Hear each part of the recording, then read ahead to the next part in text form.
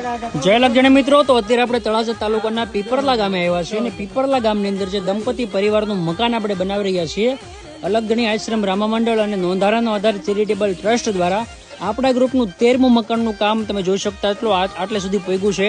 અહીંયા હવે ફક્ત આગળની એક દિવાલ બનાવવાની છે, ઉપર પતરા લગાવવાના છે, ત્યાર પછી લાદી અને પ્લાસ્ટર આટલી વસ્તુ કરવાની છે અને લગભગ 3 થી 4 દિવસની અંદર આ મકાનનું કામ એકદમ કમ્પ્લીટ થઈ જશે। બાકી અલગધણી આશ્રમ રામા મંડળમાં જે કંઈ પણ દાન આવે છે એ ગરીબ અને નિરાધાર લોકોની સેવા માટે વપરાય છે। અને જો તમારે રામા મંડળ રમાડવું હોય તો અમારો સંપર્ક કરજો। અત્યારે મારા મંડળના સભ્ય ફરદીનભાઈ, યુવરાજભાઈ, અશ્વિનભાઈ અને અમારા ગામના મિત્રો અહીંયા કામ કરી રહ્યા છે। અને આ જે મકાનનું કામ શરૂ છે આ મકાનની અંદર આપણે એક રૂમ, એક ઓસરી અને બાજુમાં સંડાસ અને બાથરૂમની વ્યવસ્થા કરશું, કારણ કે આ જે પરિવાર છે એકદમ અપંગ છે, હાલી ચાલી શકતો નથી અને બાજુમાં જે નેરું છે નેરામાં સંડાસ બાથરૂમ જવું પડે છે।